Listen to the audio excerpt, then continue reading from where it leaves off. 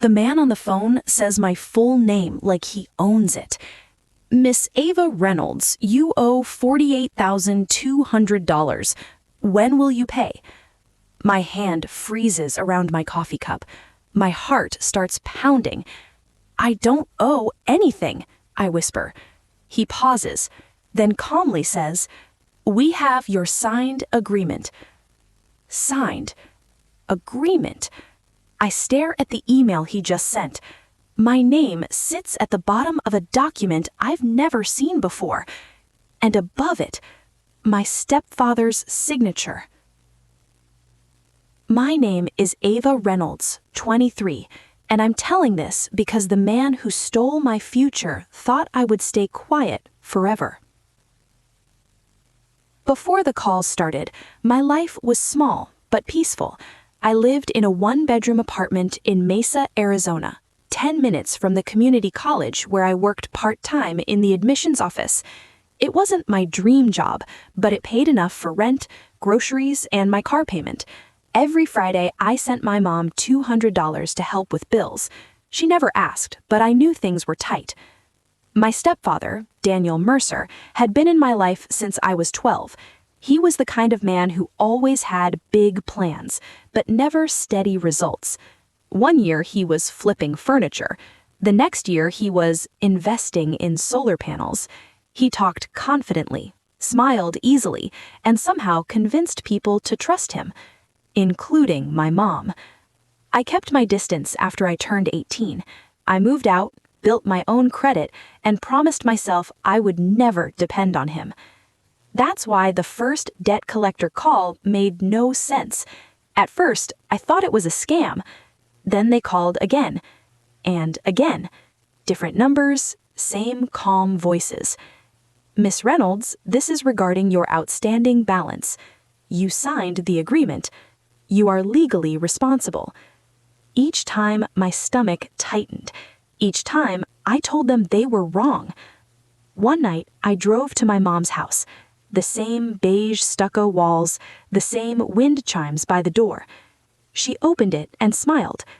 "Ava, sweetheart, you should have called."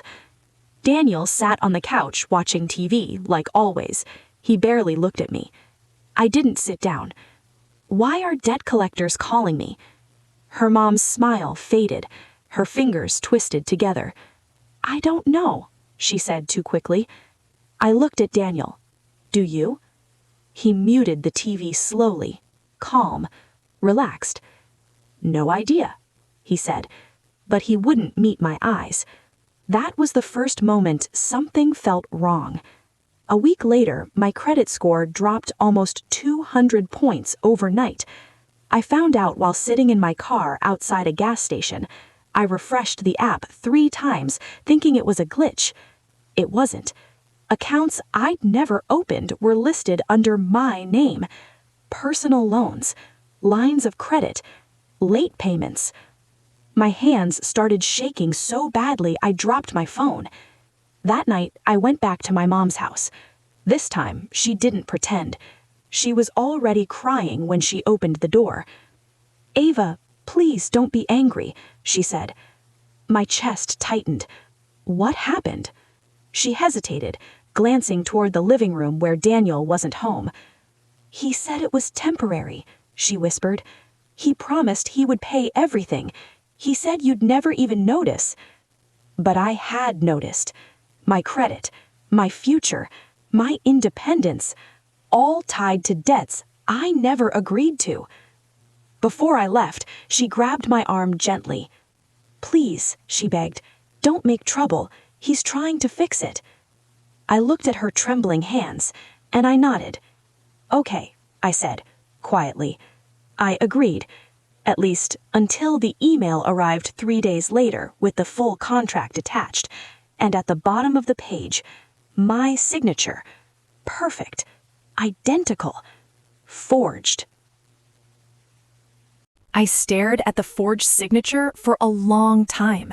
Every curve, every letter, it looked exactly like mine. My first thought wasn't anger. It was fear, because whoever did this had practiced. I printed the document and drove straight to my mom's house, but Daniel's truck wasn't there. My mom sat at the kitchen table, her eyes tired, like she hadn't slept in days. I dropped the papers in front of her. "Did you see this?" I asked. She looked down. Her face turned pale. "No, he told me it was just verbal permission." I let out a bitter laugh. "He signed my name." She covered her mouth. "I didn't know," she whispered. For a moment, I believed her, but belief didn't fix anything. When I got back to my apartment in Mesa, I opened my laptop and checked everything. My credit report listed 3 separate loans, opened 8 months ago. 8 months.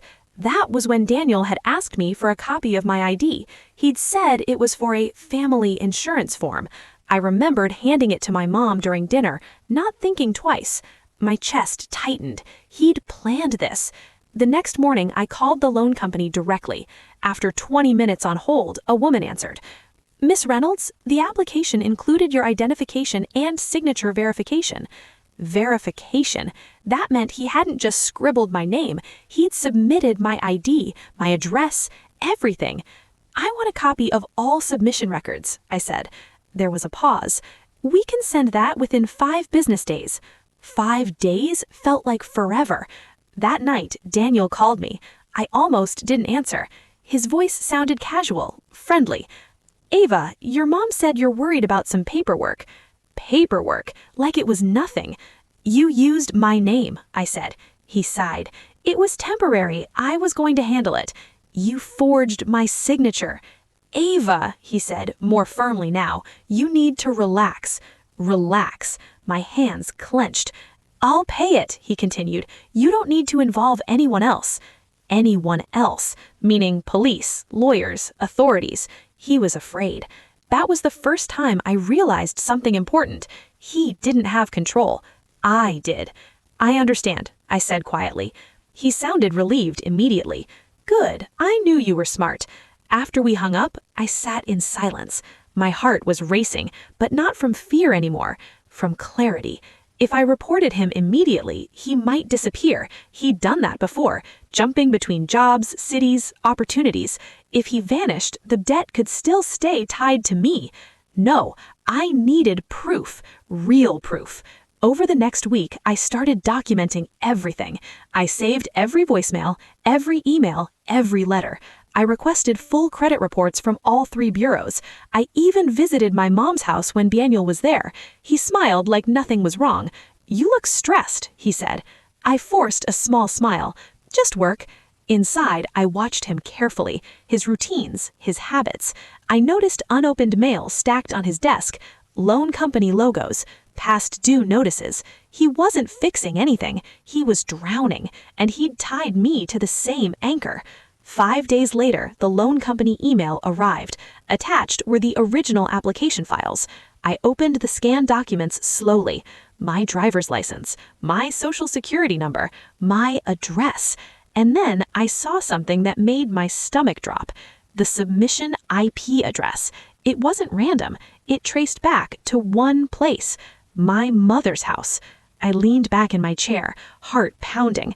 He hadn't done it somewhere else. He'd done it there, at the same kitchen table where we used to eat dinner. That's when I stopped thinking like a victim and started thinking like someone who was going to make him answer for everything.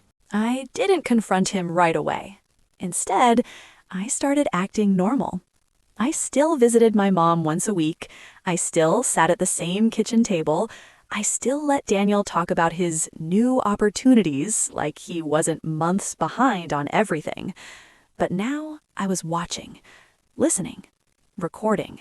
I bought a small voice recorder online and kept it in my jacket pocket. Every time he spoke about money, I turned it on. At first, he was careful. Then one night, he slipped. We were alone in the kitchen. My mom had gone to the store. Daniel leaned against the counter, sipping coffee. "You don't need to worry so much," he said casually. "Your name just helped me get past their system." My pulse spiked, but I kept my face calm. "What do you mean?" I asked. He shrugged. "Banks trust young people more. Clean credit. It's temporary." Temporary. I let a few seconds pass. You used my information without telling me, I said quietly. He looked at me directly for the first time. I did what I had to do, he replied. No apology, no regret, just justification. The recorder in my pocket captured every word. That night, I sat in my car outside their house, hands gripping the steering wheel. This wasn't a mistake. It was a decision he'd made, and he believed he'd get away with it. Over the next 2 weeks, I gathered everything: the forged contract, the IP address records, my credit reports, his recorded admission. I also froze my credit to stop any new accounts. The bank confirmed no new applications could be approved now. For the first time in weeks, I could breathe. Then something unexpected happened. Daniel called me again. His voice sounded different this time. Tight, nervous. Ava, have any collectors contacted you recently? He asked. Yes, I answered carefully. He exhaled slowly. Just ignore them. I'm restructuring the payments. Restructuring. That meant he wasn't paying, he was delaying. They're threatening legal action, I said. There was silence on the line. Then he said something that made my stomach turn. If anyone asks, you authorized it. My grip tightened on the phone. I never did. His voice hardened. It'll be easier for everyone if you don't complicate this. Everyone. Not me. Him. After we hung up, I realized something else. He wasn't just careless. He was willing to let me carry the consequences. That night, I scheduled an appointment at a legal aid office in downtown Mesa. I brought every document, every recording, every email. The attorney, a woman in her 40s named Melissa Grant, listened carefully. When I finished, she leaned forward. "This is identity fraud," she said calmly. Hearing the words out loud made my chest feel lighter. "You have strong evidence," she continued, "especially the recording." I nodded slowly. "What happens if I report it?" I asked. "She becomes legally responsible, not you." For months, I'd felt trapped. Now I saw the exit. But I wasn't ready to move yet, because I wanted him to say it clearly, without excuses, without lies. A week later, my mom called. Her voice was shaking. "Ava, Daniel wants to talk to you. He says it's urgent." I closed my eyes. It was happening. "Okay," I said. "I'll come tonight." When I arrived, Daniel was sitting at the kitchen table. Stacks of unopened letters surrounded him. He looked smaller than I'd ever seen him. Desperate. He gestured for me to sit. "We need to fix this," he said. I reached into my bag slowly and placed the printed contract and the transcript of his recorded confession on the table in front of him. His face went completely still. Daniel didn't touch the papers. He just stared at them like they might disappear if he waited long enough. My mom stood near the sink, her hands pressed together, her eyes moving between us. "What is this?" he asked quietly.